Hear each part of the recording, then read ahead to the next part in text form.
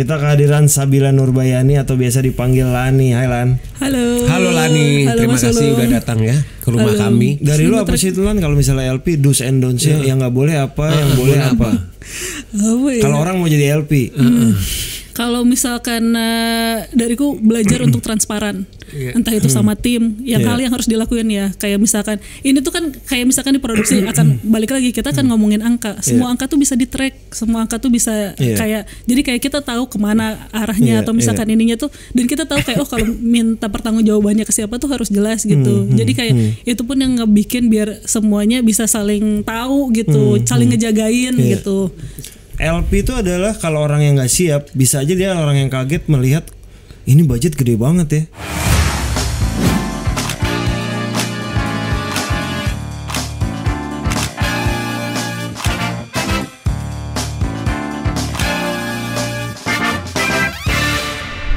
Halo teman-teman, balik lagi di program Di Belakang Layar. Hari ini di episode yang angkanya bagus nih, 222. Kita masih dalam rangka 1 minggu setelah film Tinggal Meninggal tayang.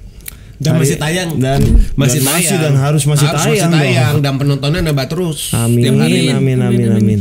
Kita kehadiran line producer dari film Tinggal Meninggal. Ini kebetulan gue film ketiga di Imaginary bersama seseorang ini. Kita kehadiran Sabila Nurbayani atau biasa dipanggil Lani. Hai Lan. Halo. Halo Lani, Halo, terima Mas kasih Ulu. udah datang ya ke rumah kami. Biasanya kalau ketemu Lani di ruang meeting di PPM dan lain-lain, akhirnya kita bertemu di ruang YouTube. Setelah berkali-kali dipaksa nggak mau. Terima kasih loh. Biasanya gini ya, Dip. Kita kan biasanya juga selalu minta ada beberapa LP ya. LP itu line produser teman-teman tuh jadi bintang tamu. Jarang yang mau ya. Iya. Dan biasanya orang-orang yang merasa sangat di belakang layar alasannya adalah nggak bisa ngomong. Nggak bisa ngomong. Kayak Padahal gitu. kalau setiap yang kita undang bilang gitu nyaris tidak bisa berhenti ngomong kan? Iya betul. Tenang aja Lan. Ini pasti lama loh. Kita ini minimal 2 jam lah. Sampai gue ngechat Padip, gue introvert, lu suruh gue interview kayak gini, amsyong gue. Gue sampai gitu. Tapi kemarin bisa tidur kan, aman ya. Lebih overthinking sih ya, karena kayak gak biasa nih gitu. Lan, sebelum ke sana Sabila Nurbayani, panggilan Lani. Iya. Dari siapa yang pertama kali manggil Lani? Gue nggak tahu sih, gue nggak pernah kayak konfirmasi ke orang tua. Cuman itu adalah panggilan dari kecil. Orang tua lu memang manggil Lani. Emang manggil Lani. Dan kayaknya akhirnya pas gede ketika teman-teman nanya kayak kenalan pun akhirnya terbiasa dengan Lani kan. Terus akhirnya gue ngide kayak ya mungkin Laninya dari Sabila lah Nurbayani nih jadi Lani. Ya udah tiap orang nanya kayak dari mana nama Lani, gue akan jawab itu. Tapi gue nggak pernah nanya ke orang tua kenapa mereka manggil gue Lani sih sebenarnya. Jadi dari orang tua manggil dari waktu Kecil. kamu masih kuliah, kuliah sekolah dari SD, SMP, kecil, SMA ya. dari kecil Udah Lani, iya, Emang betul. pas digendong bayi pun udah nyebut Lani kayaknya masih gitu kan.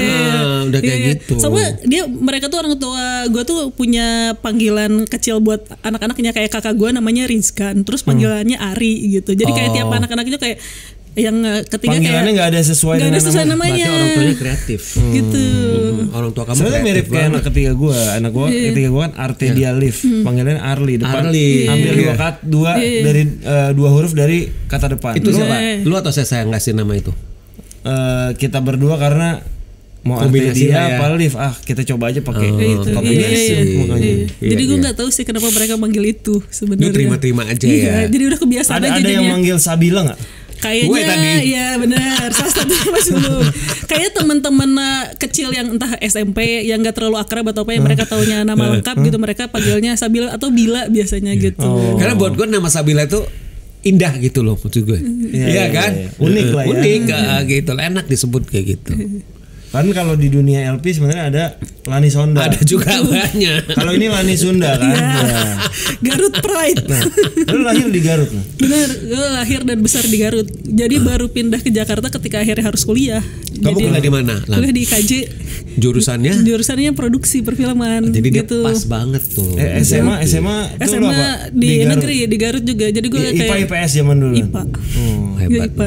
Kenapa milih film lah? Lu orang pertama di Garut yang ke IKJ enggak lah? Gak tau, kayaknya ada, sebelumnya ada kok yang dokumenter. Kalau misalkan tahu Mas Ari, saya gue kayak dia banyak di dokumenter, dia juga dari Garut. Pertama kenapa gue masuk ke IKJ itu sebenarnya nggak sengaja sih. Jadi kayak waktu gue tuh terpapar sama film adalah dari abang gue. Jadi abang gue tuh bedanya cuma 3 tahun. Terus kayak gue cukup deket relasinya sama abang gue. Jadi kayak banyak pop culture atau apa, gue tuh terinfluence sama dia.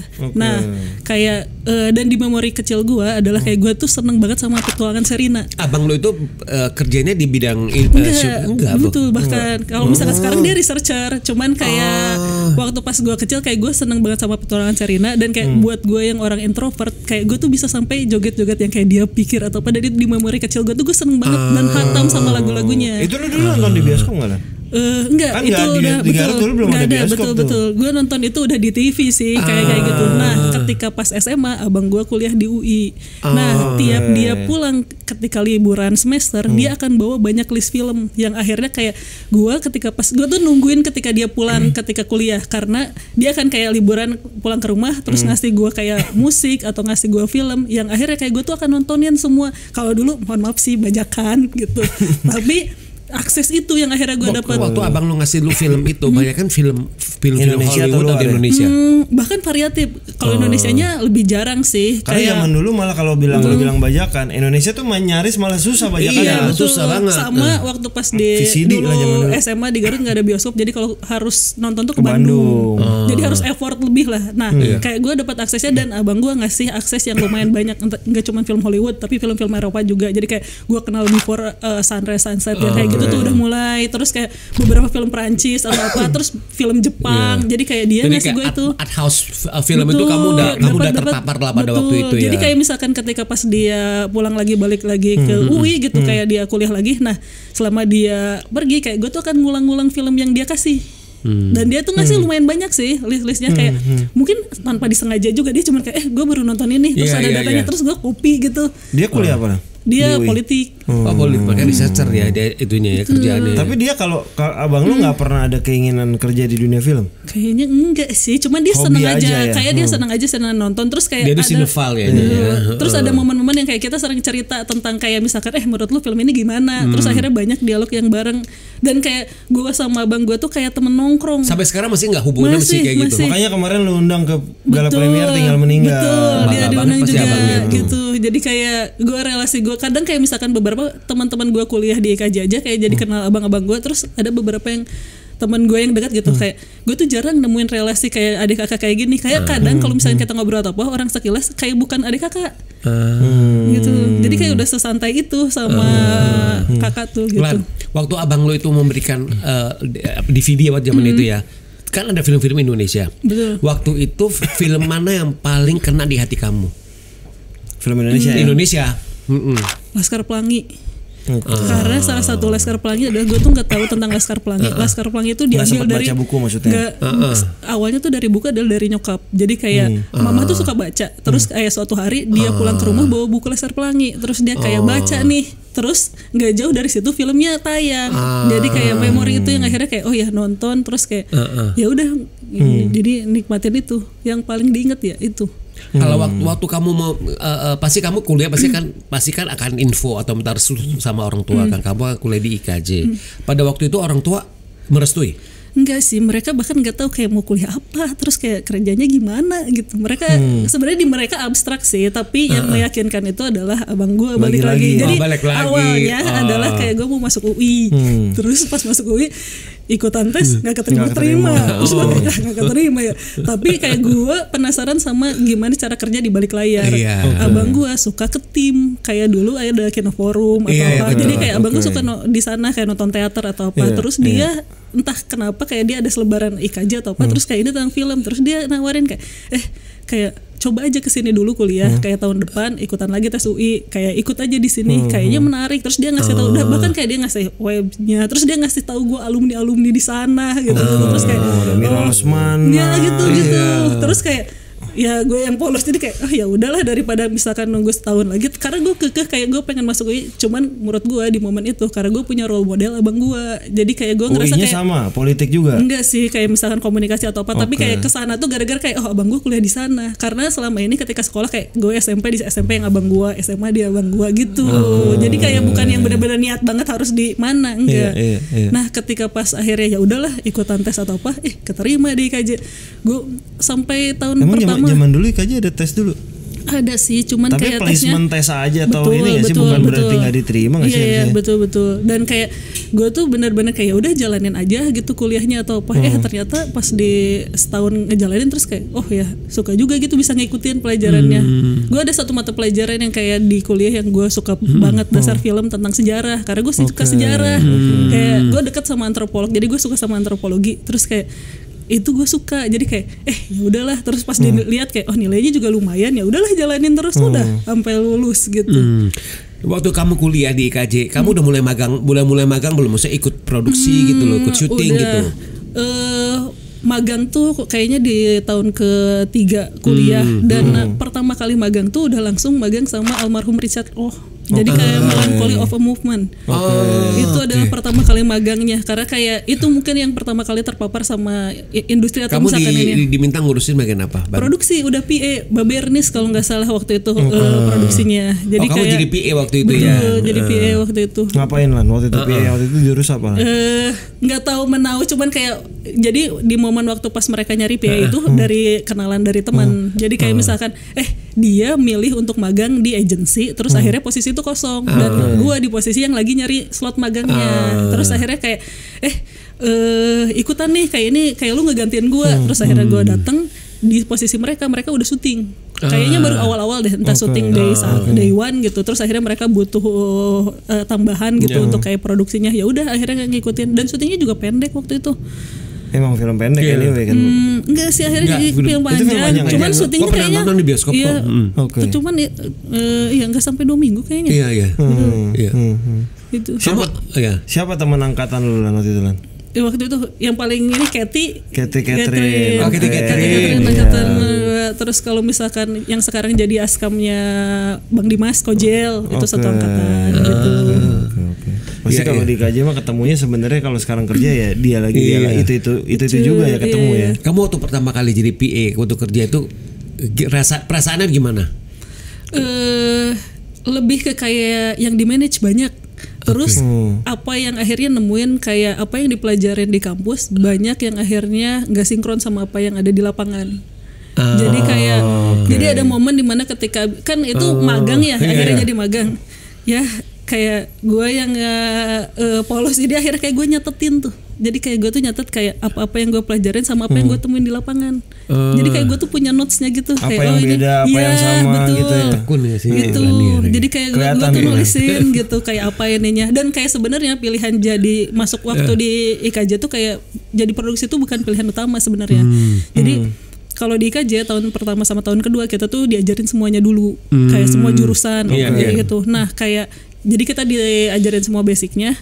Gue tuh suka sama penulisan sampai di titik dimana kayak di tahun ketiga kita harus milih jurusan apa. Terus kayak satu momen dimana gue tuh writer's blocks gitu. Tapi kayak di momen itu gue kan nggak tahu ya artinya apa, yang ada adalah kayak gue stres banget di pikiran sampai diri ini nggak bisa ngontrol, kayak aduh gue pengen nulis banyak banget di pikiran tapi ketika ditulisin kok nggak bisa. Itu yang bikin stres buat diri sendiri. Akhirnya gue mikir kayak kalau misalkan gue 2 tahun ke depan ngejalanin kayak gini kayaknya nggak sanggup gitu. Kayak dulu nggak tahu gimana caranya harus ininya. Akhirnya kayak ya udah apa yang paling mendekati, gue lihat semua jurusannya. Terus gue ngerasa kayak produksi tuh kayaknya deket sama manajemen, sesuatu yang kayaknya gue bisa pelajarin gitu. Jadi akhirnya gue switch ketika pas di tahun ketiga gue milihnya apa jurusan produksi. Itu. Berarti that's why itu akhirnya memilih ke jalur produksi. Oke. Nah, setelah selesai kerja sama almarhum Bang Richard Oh, kamu merasa itu kamu pengen kerja, pengen ikutan lagi atau gimana? Pengen ikutan lagi, dan waktu itu adalah momen dimana pertama kali dapat penghasilan. Jadi aku nggak nyangka ketika anak magang digaji. Jadi kayak sekecil-kecilnya sangat berarti ya. Buat dulu kayak apalagi ngerantau kayak terus dapat di momen itu gue ngerasa kayak uang magangnya tuh gede. Jadi gue ngerasa kayak uang magang pertama kali kamu pakai buat apa? Traktir abang kamu atau kirim ke orang tua atau gimana? Kayaknya jadi kayak gue lupa sih apa ya waktu itu. Cuman kayak momennya gue beli sesuatu barang deh. Yang lu pengen kayak gitu ya. Entah itu sepatu atau apa ini. Tapi akhirnya kayak dan gue bisa bertahan pakai uang itu dengan jadi uang jajan gitu. Gitu. Waktu lo kuliah di sana kan berarti XX1 yang di tim masih ada kan? Betul. Jadi kita nonton selalu di situ. Dan murah lagi di situ kan dulu. Paling murah di Iya. Harga mahasiswa dulu itu hemat. paling murah itu.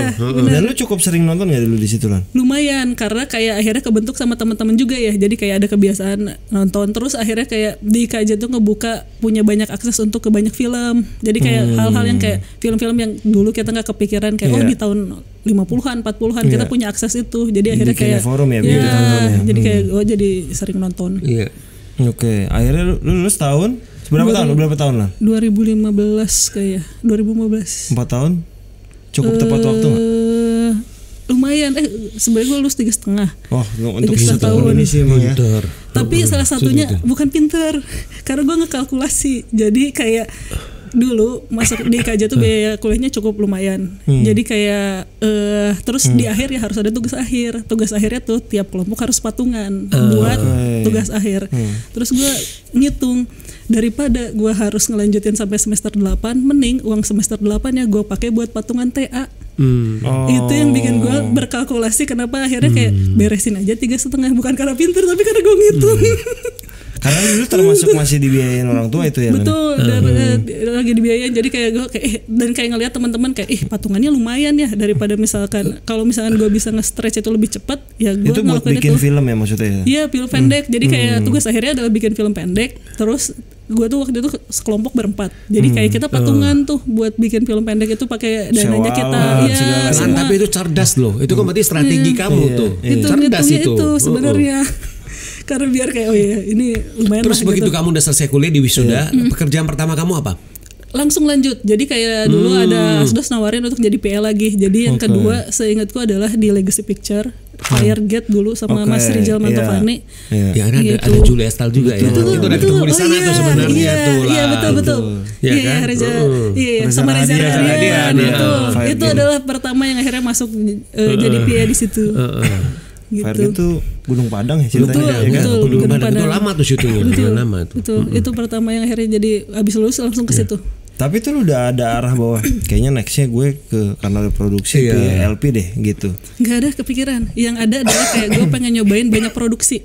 Yang gue ingat adalah kayak gue kayaknya nggak bakal cuman di film doang. Jadi gue pengen ngerasain kayak gimana kalau di iklan, gimana kalau di company profile. Sempat gak kayak gitu? Iya, jadi kayak ada momen lumayan beberapa tahun aku nggak ngambil sama sekali kerjaan film. Jadi kayak beberapa kayak fokus di iklan dulu, terus habis itu company profile, terus dokumenter. Posisi kamu apa kalau di iklan, di dokumenter sama kadang di jadi LP, profile? kadang kayak juga jadi produser, jadi udah variatif tapi dengan skala yang kecil ya. Jadi kayak tapi yang waktu itu adalah kayak kepikirannya pengen nyobain banyak produksi aja gitu. Jam terbang jadinya dia kumpulin jam terbang. Akhirnya yang lu pertama kali jadi LP itu apa? Proyek apa? Iklan? Sebenarnya kalau iklan ada yang ngenes sebenarnya nggak official LP sih karena waktu Ernest Makassar bikin ngenes tuh Lani udah mulai ada. Iya, udah ada produksi pertamanya. Kamu jadi lagi. apa di sana? Sebenarnya jadi koordinator produksi mungkin ya, karena nggak ada LP. Iya, karena dulu di situ LP-nya dari PH ya. Iya, betul. Sama co-directnya jadi LP-nya juga di situ memegang produksi ya. Jadi kayak aku ngebantuin Om Ading waktu itu. Tapi jatuhnya nggak PA juga, lebih ke kayak koordinator produksi itu kali ya. Itu belum lama setelah lulus ya berarti ya Lani sebenarnya. Berarti dicemplungin aja gitu. Berarti Lani maksudnya sama Ernest sama lu nih sebelum ada Imaginary secara udah kerja bareng gitu. Nggak sengaja emang gitu. Iya, udah long time collaborator sebenarnya, udah lama berkolaborasi ya. Lama banget. Habis itu habis dari Ngenes kamu terus jalan jadi iya pindah-pindah gitu dan kayak cukup lama juga di dokumenter gitu sampai akhirnya nemu pola kayak gue senangnya tuh di produksi apa gitu. Jadi akhirnya kayak dan akhirnya tawaran lagi jadi balik lagi ke brand LP atau apa ketika yang film. Kayak 2-3 tahun terakhir dari Imaginary muncul ya. Waktu kita bikin series buat Indosat kalau jodoh tak kemana. Pokoknya setelah ngeri-ngeri sedap soalnya. Iya. Jadi pertama kali ke PH ke kantor ini adalah masih ada poster-poster ngeri-ngeri sedap. Ya 2022. Iya benar. Kenapa nama Lani tiba-tiba muncul di lu sama di Ernest? Waktu itu apa ya Lan ya? Kita lagi nyari, maksudnya kita kan lagi fokus film tuh, lagi fokus film terus tiba-tiba kita ada project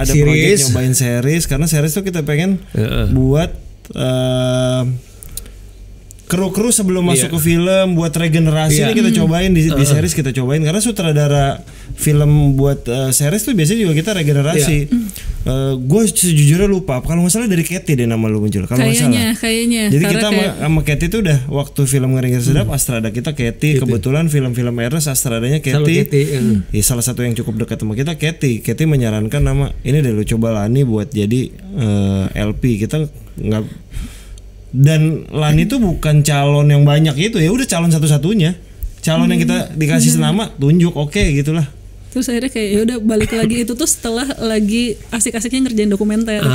Jadi kayak di momen dimana salah satu yang gue senangin adalah ngerjain dokumenter gitu. Terus kayak ada jeda, ya udah ayolah gitu kerjain dan udah lama juga gitu. Jadi kayak ya udah balik, udah abis itu nggak tahu di calling terus lagi, ayo terus gitu ya. Dan maksudnya walaupun gue waktu itu mungkin belum terlalu yang banyak intens banget berinteraksi, tapi nggak yang beda sama film lah ya, kita cepatkan prosesnya juga. Lani sih buat gue tidak seperti LP baru gitu rasanya emang ini udah biasa kerja gitu. Dan abis itu ke series lagi ya BCA 1 Apa Kata Mama season 1 lalu belok ke kayaknya Raisa dulu gak sih? Oh iya, sambil Raisa. Sambil jalan. LP-nya Lani. Terus Kakak Bos favoritnya Lani ngerjain dokumenter. Makanya gue dari awal ini pasti Lani lah. Kakak Bos Raisa, Kakak Bos LP juga. Nah itu lah film ibaratnya setelah dokumenter feature filmnya Kakak Bos. Habis Kakak Bos apa lagi? Tinggal meninggal. Habis Tinggal meninggal baru ada lagi Project baru lagi jalan. Betul. Dan kemarin sempat yang Nurut Apa Kata Mama season 2 dan season 3. Enggak semuanya jadinya BCA 1 2 3. Iya. Di apa yang menurut lu ya? Lu tuh ya imaginary lah ya. Nyaman bekerja sama dengan Lani. Tadi sebenarnya kita bahas soal ketekunan ya. Itu gue dapetin dari ketekunan dari Lani. Tuh. Tapi kok detail dan honestly paling mudah kita mencari LP itu kan honest ya, kejujuran ya. Dan gue merasakan itu di Lani. Jadi itu buat gue tenang, buat gue Ernest tenang, dan ya udah gitu sih. Dan kalau kita udah nyaman ngapain perlu cari ganti lagi kan gitu. Sejauh ini Imaginary kerja tuh udah sama 3 LP. Film pertama adalah Taufik. Kebetulan dia udah pindah ke brand gitu. Sisanya adalah Meryl sama Lani, dan kayaknya di jumlah film udah saingan Lani bentar lagi lebih banyak nih kayaknya. Meryl itu kita tarik masih belum datang ya. Lani duluan. Iya. Gitu. Jadi film terakhir Tinggal Meninggal sekarang lagi tayang, dan sekarang kita lagi persiapan buat film ke 9 Imaginary. Lani jadi LP lagi. Lan, kamu kan jadi LP ya kan, di iklan, di dokumenter, coba di film ya kan. Masing-masing kan pasti dengan skala pekerjaan yang beda-beda, kompleksitas yang berbeda-beda gitu loh. Nah, dari semua itu yang mana yang kamu menemukan apa? Mana yang kamu paling, karena pasti itu beda-beda kan. Nah, kalau disuruh milih gitu ya, kamu lebih kemana? Susah juga ya, karena menurutku kayak tiap project tuh sistemnya jadi custom di pikiranku, kayak nggak ada yang sama. Cuman prosesnya beda. Cuman kalau misalkan milih 2, film sama dokumenter, itu dengan skala yang bisa jadi jomplang. Kayak misalkan dokumenter kru yang simpel banget, alat yang kayak harus ya udah kita momentum yang diambil atau apa, sedangkan film yang harus terukur, dipersiapkan baik-baik atau apa. Cuman kayak misalkan di dokumenter, gue tuh suka untuk ngelihat akhirnya kayak misalkan ke lapangan nih, kayak satu case gitu, kayak gue ke Rote, terus kayak gue ngedokumenterin satu ibu-ibu yang jadi kayak dia tuh petani rumput laut, kayak immerse untuk akhirnya ada ke kehidupannya mereka, ngikutin kayak itu tuh sesuatu yang menyenangkan buat gue gitu. Jadi kayak gue tuh seneng ngeliatin kayak gimana hari-harinya mereka, terus storynya mereka tentang keluarganya atau apa. Kadang itu yang di dokumenter yang akhirnya kayak gue seneng. Jadi lu ngambil film dokumenter itu memang lu gak semata-mana mendek nilainya, karena kan kalau dokumenter kan kita tau lah gitu kan, kan panjang banget kan, syutingnya itu panjang, budgetnya juga nggak besar gitu loh. Tapi ada joy-nya. Gue seneng itu. Tadi yang Mas Dipa bilang lu menemukan joyful di sana. Betul. Terus sama kayak riset, kayak misalkan yang terakhir ada kayak bikin dokumenter bareng Liarsip tentang mereka itu ngangkat sutradara perempuan pertama kayak Ratna Asmara. Nah proses di mana mereka akhirnya gue bisa ikut mereka kayak risetnya kayak gimana atau apa itu sesuatu yang gue tuh seneng kayak gue dia kayak oh iya ini menarik gitu. Jadi dia menemukan ini kalau gue sih dia menemukan ada balancingnya nih, ya kan ada penyimbang nih, ya kan di film sama di dokumenter kayak gitu. Nah, dokumenter tuh walaupun gue baru sekali yang ngerjain itu lama loh, itu prosesnya lama banget. Itu kayak puzzle kan, puzzle yang harus kita satuin yang kadang kita nggak pernah tahu mana awal mana ending. Maksudnya kalau kita bikin film tuh dari skenario udah jelas mana awal mana ending. Kalau dokumenter kalau kita bikin Rise aja kita 3 kali mengubah mana yang opening mana yang ending. Di case-nya yang Rise aja gue tuh nulis secara manual semua nge-transcript semua interviewnya Raisa. Jadi gue tuh kayak ceritain ini gue terus ada hal kayak gue menikmati itu ketika kayak ada fun fact yang diinterview sama Raisanya. Jadi kayak oh ya keluarganya kayak gini nih dan gue bener-bener manual nge-transkripin. Lu transkrip itu berapa halaman lu dapat ini? Wah itu tebel banget gue berbulan-bulan itu ngelakuin itu. Dan dengan semua bahan interview yang ada dari tiap interview itu bisa lebih dari kayak podcast gini sejam lebih atau apa. Dan gue tuh mungkin total interview bisa 4 jam 5 jam ya kan. Bener yang tadi yang Mas Dipa bilang. Ketekunan ada di kamu di hari gini siapa sih yang masih punya kesabaran sama ini untuk bikin ngerjain transkrip yang berlembar-lembar gitu. Sampai kayak gini kayak kan ada AI, pakai AI aja kayak nge-transkripin langsung otomatis atau apa. Tapi kan gue gatel karena kayak nggak sama atau harus ngedit ulang. Gue ngerasa kayak daripada kayak gitu mending gue ngerjain aja gitu. Gue kayak gitu. Dan itu membuat editor jadi lebih mudah lagi ngerjainnya karena udah tahu. Benar, jadi kayak misalkan gue ngasih tahu kayak di card ini ngomongin apa terus ininya apa. Jadi mereka ngelihat dari transkrip yang itu gitu. Kebayang dari 6 jam film untuk berubah menjadi film 1,5 jam. Gitu sih. Yang ya kadang kan mikir apa yang udah lo kerjain selama 6 jam kita harus membuang membuang yang sudah lo kerjakan itu. Jadi kalau misalkan di dokumenter gue bukan yang kayak teknisnya tapi gue suka prosesnya. Itu kalau misalkan di dokumenter. Ya udah nanti dokumenter berikutnya lo produsernya. Udah produser ya udah LP lagi. Jangan lain produser lo harus produser emang gitu. Cuman belum kepikiran aja kita bikin apa sih. Ya mungkin journey-nya masih ada sih. Atau mungkin nanti Lani bisa bawa project ke Imaginary. Dokumenter bisa loh. Tapi setelah lu sempat tadi kan lu akhirnya memilih produksi akhirnya jadi LP. Tapi ada lu sempat tadi bilang pengen jadi writers.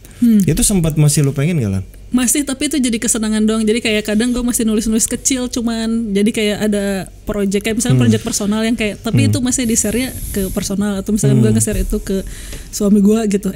Ada ide ini atau apa kayak itu sih. Berarti cuman kamu kayak udah ngumpulin kayak ada bang tulisannya ada lah cuman ya. kecil-kecil lah kayak notes kecil yang akhirnya kayak ide atau apa. Masih tetap kadang-kadang suka dilakuin sih gitu. Cuman di pandemi sejauh ini ya sama diri sendiri sih. Atau sama yang paling personal lah gitu. Orang yang paling personal aja gitu nge-share-nya itu sih. Ya mungkin siapa tahu kan nanti entah. Sekarang kan berarti masih fokusnya di LP dulu. Iya, di LP dulu. Jadi kalau kita bahas LP ya Lan, ya kita kebetulan di belakang layar tuh baru sekali kan. Shirley LP. Cuma mungkin dari perspektif Lani gitu. Kalau orang jadi menerima pekerjaan, lu nerima susah juga kan. Filmnya Imaginary semua. Iya. Bener. Kita ganti pertanyaannya. Udah deh. Lu misalnya memilih project Imaginary. Biasanya ketika lu memutuskan lu bergabung di project Tinggal Meninggal. Apakah yang pertama kali seorang Lani lakukan sebagai LP? Skrip, cerita, terus nge-breakdown. Jadi skenario pertama berarti baca skenario. Betul. Baca biasanya dari baca skenario bisa kebayang skalanya kan baru draft awal biasanya kan. Betul. Tapi kayak udah skalanya akan segimana terus kayak betul terus kayak langsung nge-breakdown dalam bentuk angka, terus kayak apa aja support yang harus dipenuhin. Karena menurutku kayak di Line Pro tuh kayak jagonya adalah harus negosiasi. Betul. Itu. Kamu waktu breakdown angka itu, kamu harus menunggu penawaran dari masing-masing shift atau kamu udah punya gambaran? Sebenarnya kayak kalau di awal pasti dari hitungan kita dulu. Gambaran dulu. Nanti selama prosesnya kita akan nge-adjust sesuai sama kebutuhannya.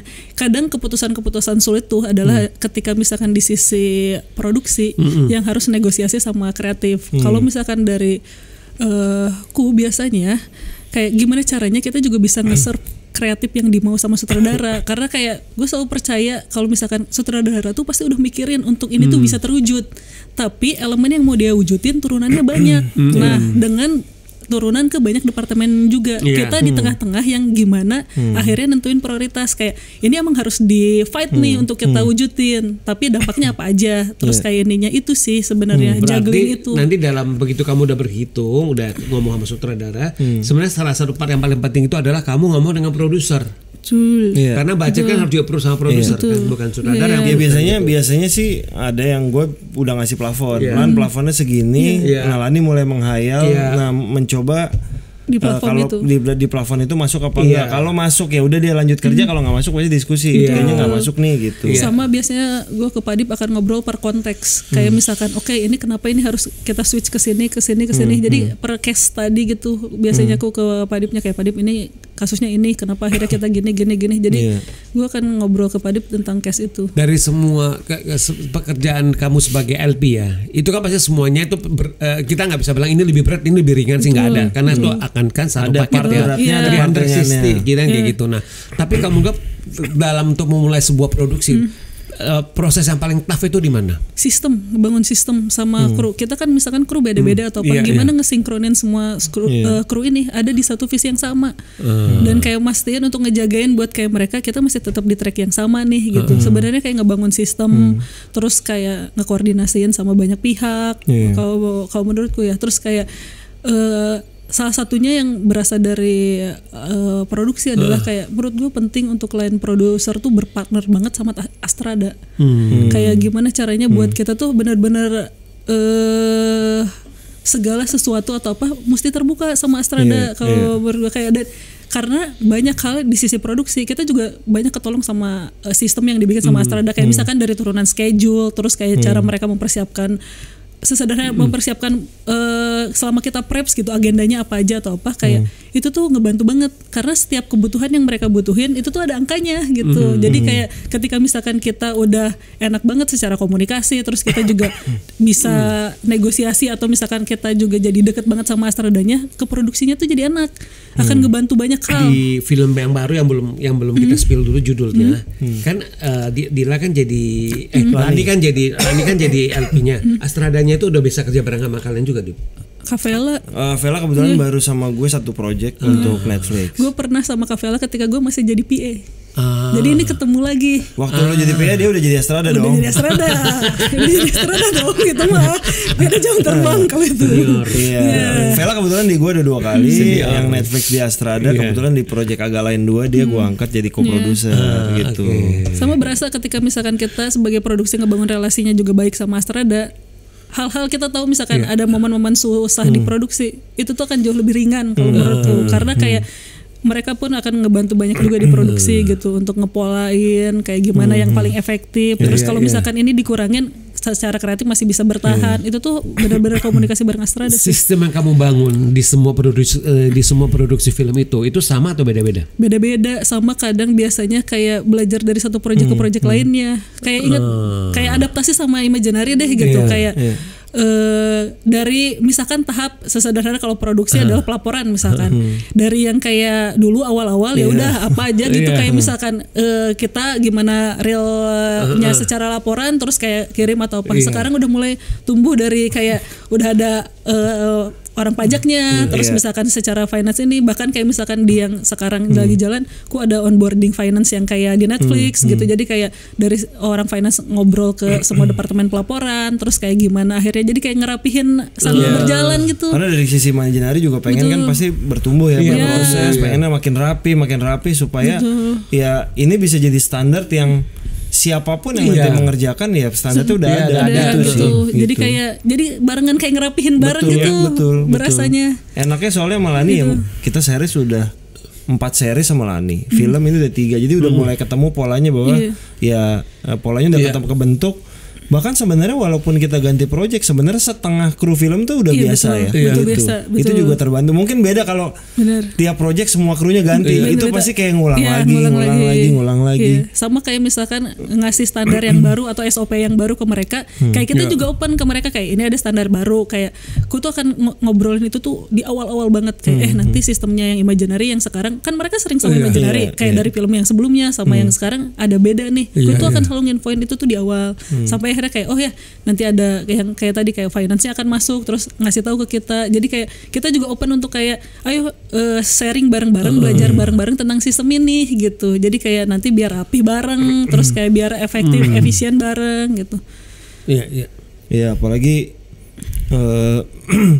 timnya kan makin gede ya maksudnya. Jadi kita pengen juga kalau ada kesalahan ya jangan sampai diulang lagi. Kalau yang benar harus kita ulang. Itu sih yang kita happy juga sama Lani karena ya Lani juga mau bertumbuh. Jadi kita berprosesnya jadi enak gitu. Berasa sih kelihatan. Jadi nggak yang mengcopy paste apa yang salah gitu. Kadang-kadang ada ya. Udahlah kan sistemnya juga tiap hari juga begini. Kan ada yang begitu. Tapi kita pengennya boleh nggak dibenerin supaya ini tuh kalau jadi buku report film tuh enak lo baca gitu sih. Sama gitu. Kayak aku tuh pengkritik keras sama diri sendiri sebenarnya. Itu bisa negatif dan jadi positifnya. Jadi kadang kayak tiap project atau apa, aku tuh punya catatan kecil untuk ngevaluasi sendiri kerjaan. Tulis. Terus kadang kayak misalkan kita akan going di next project.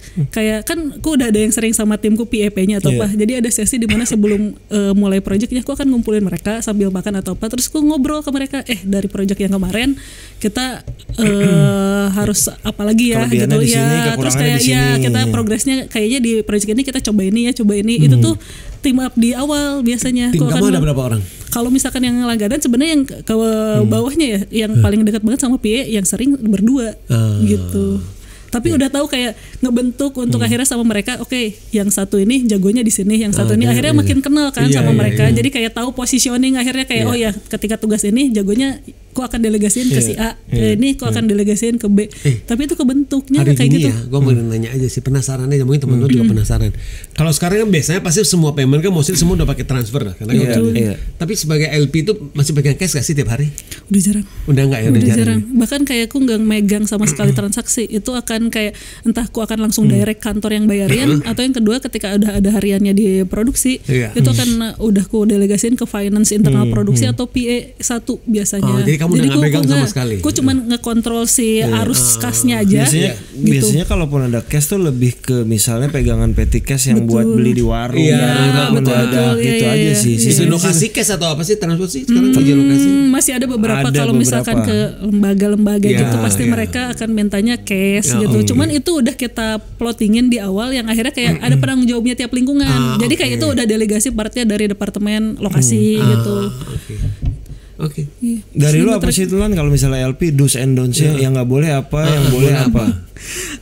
Kalau orang mau jadi LP. Apa ya, agak susah sih buat gue ngejelasin karena gue ngerasa kayak gue juga masih banyak kekurangannya gitu Pak.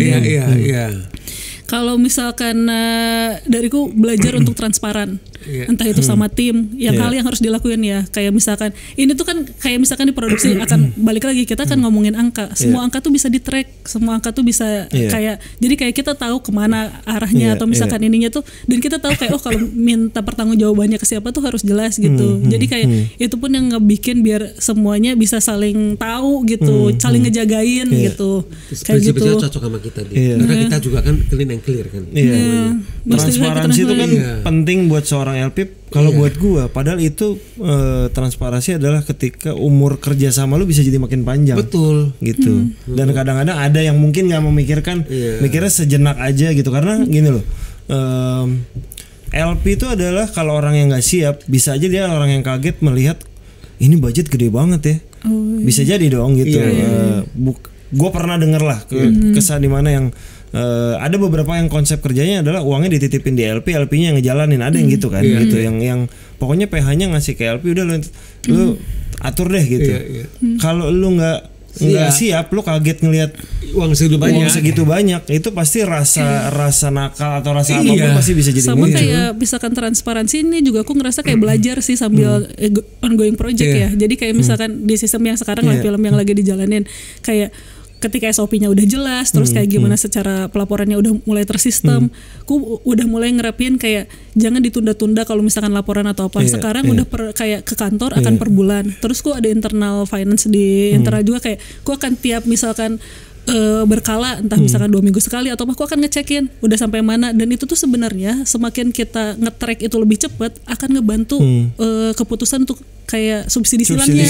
Kalau misalnya ada yang ngebengkak di sini gitu. Kalau misalkan sekarang yang di project ini aja kayak udah running tiap bulan, kalau misalkan minta tiap tanggal 5. Jadi tiap tanggal 5 kita akan serahin. Dan itu menurutku sebagai produksi bebannya lebih berkurang gitu dengan ngelakuin itu, disiplin itu. Tapi kayak ngebiasain si disiplinnya, terus ngelatih yang kayak tadinya biasa tim yang kayak ya kan mereka belanja GoFood atau apa ditumpuk aja. Nah, sekarang kayak tiap belanja udah langsung di-trackin. Itu tuh kayak, dan bahkan yang sekarang kayak aku tuh punya grafis sama tim biasanya, dan kayak si transparan ini nggak bisa sendiri. Kalau aku di tim ada bertiga. Nah, mereka bisa ngecek semua si bertiga ini, ku PS1 sama finance-nya. Dan kayak kita bikin dari recapan ada grafik kayak di posisi sekarang kita prepsnya udah habis berapa, di departemen udah ngasih uang berapa atau apa. Terus kayak ada grafiknya gitu.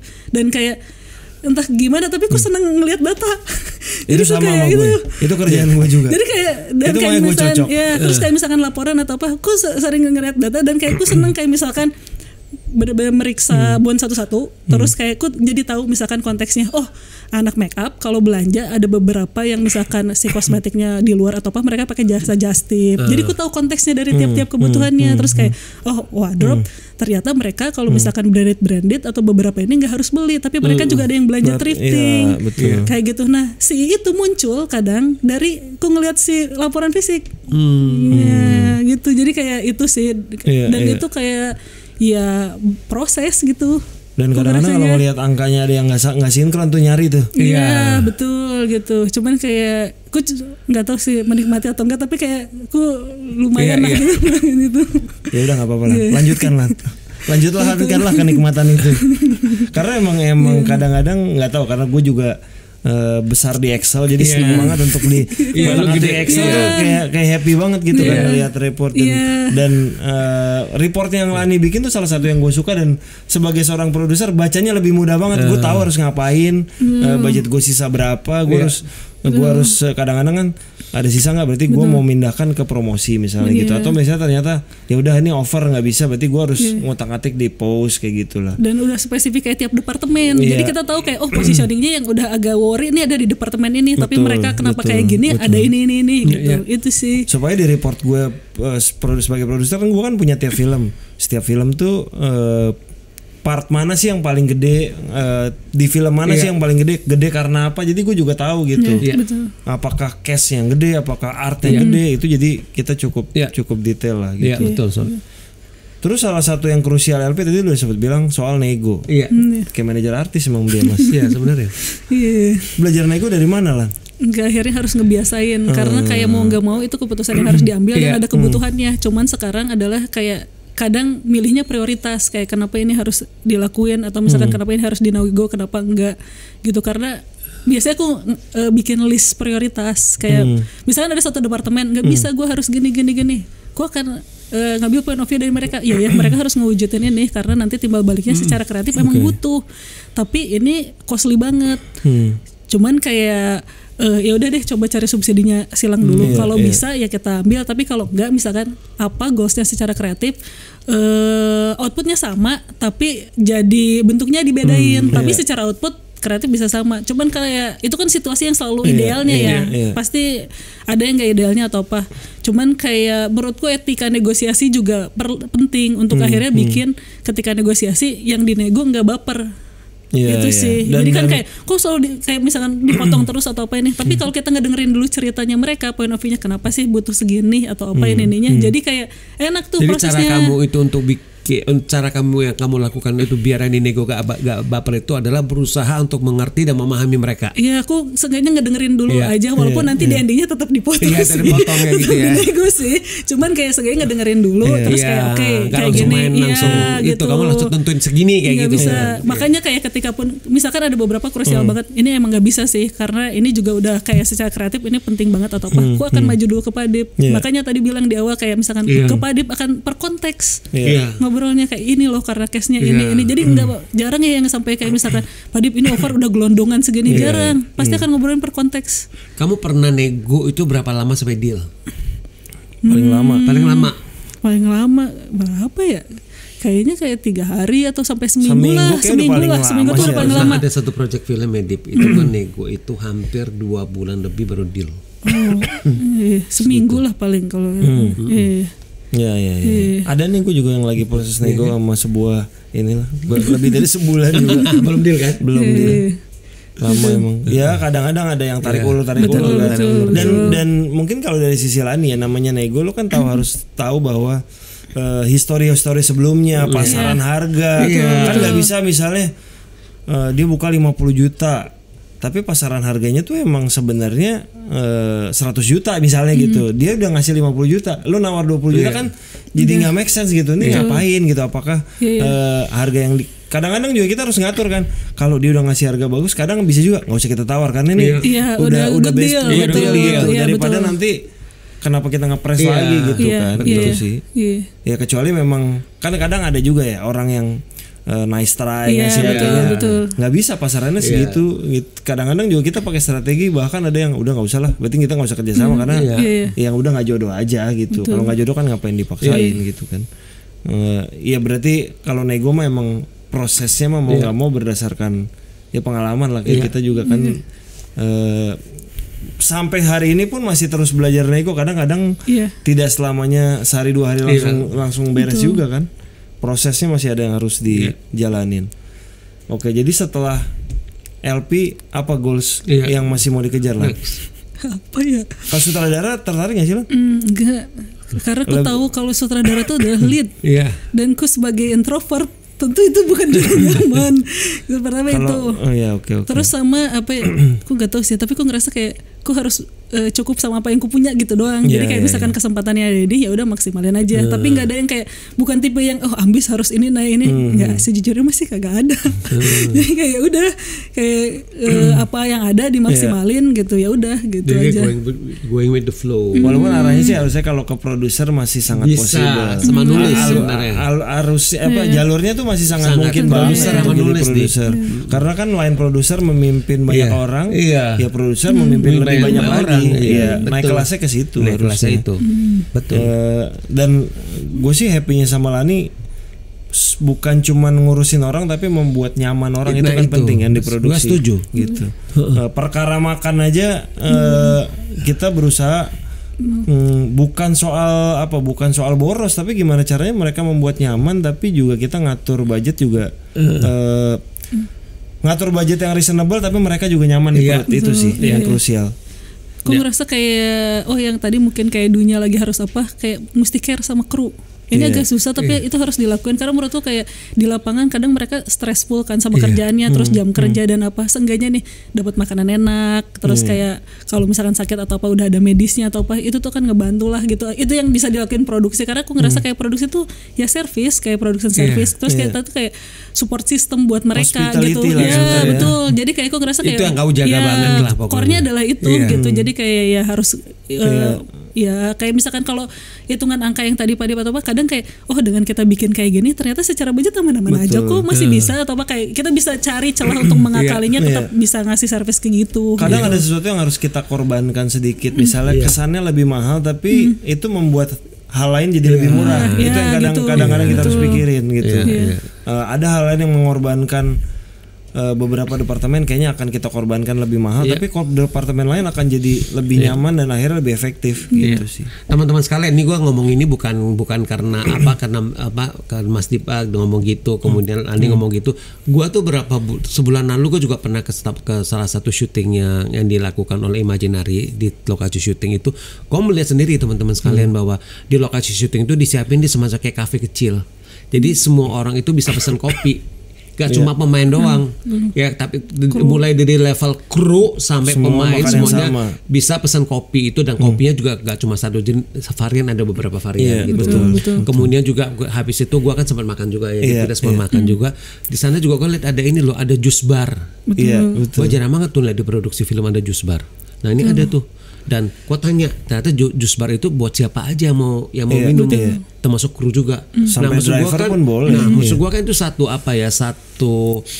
semua orang dimanusiakan gitu loh. Nah, itu gua penting sih untuk semua produksi berjalan dengan lancar dan baik sih gitu. Iya, dan buat kita itu apa yang produser makan sama, apa yang talent makan sama, apa yang ekstra sama, jadi kita berusaha tidak membedakan. Dan kenyamanan, lagi-lagi kenyamanan mereka itu adalah kelancaran kita bekerja. Setuju. Gitu. Jadi buat gue sih terima kasih Lani udah jadi bagian dari Imaginary. Terima kasih sudah bagian yang membuat sistem ini terjadi. Jadi semoga kerjasama kita bisa berjalan panjang. Amin. Kelihatannya kan itu sih. Amin. Kelihatannya akan seperti itu. Lani, thanks a lot sudah berbagi di sini. Terima kasih sudah berbagi tentang LP apapun lah gitu, semua udah banyak. By the way, pertanyaan terakhir deh, kalau orang mau jadi LP tapi nggak kuliah di film mungkin nggak lah? Mungkin, karena dia manajemen basicnya menurutku. Jadi selama dia bisa untuk nge-manage itu potensialnya gede banget. Dan yang penting apa, tekun juga ya. dan transparan ini krusial. Makasih Pak Dip, makasih Mas Ulul. Sekali lagi thank you. Semoga kita bisa terus berkolaborasi. Amin. Teman-teman yang udah nonton episode ke-222, terima kasih banyak. Terima kasih juga seluruh kru yang bertugas. Kita ketemu lagi di episode 223. Thank you.